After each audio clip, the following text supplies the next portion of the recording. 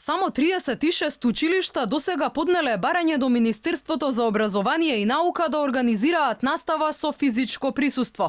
Од нив 15 се за средно, а 21 за основно образование. Крајниот рок завршува денеска. Надлежните велат бројката не е конечна, оти ќе морале да почекаат дали и други барања ќе стигнат по пошта.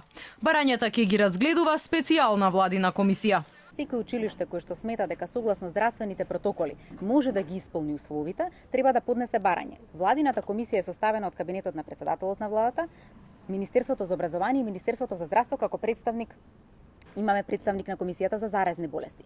Оценувајќи го планот и состојбата во тоа училиште, тие индивидуално ги решаваат. Секако дека пооптеретените училишта, поголемите училишта кои што имаат многу ученици, се ризик за отпочнување со физичко присуство. Од секторот за образование во Охрид велат дека сите основни училишта во општината, како и единственото основно училиште во Дебарца, побарале дозвола од комисијата да организираат настава со физичко присуство за учениците од повисоките оделенија. Во меѓувреме министерот за здравство Венко Филипче ја отфрли можноста скопските основни и средни училишта да добијат дозвола за настава со физичко присуство.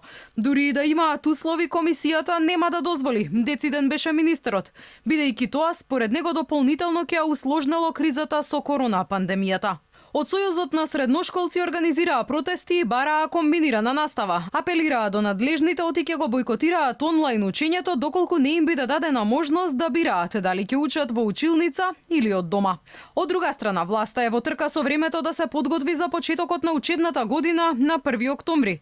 Националната платформа за онлайн настава се уште не е позната на јавноста, а наставниците кои ќе треба да ја користат допрва ќе се обучуваат.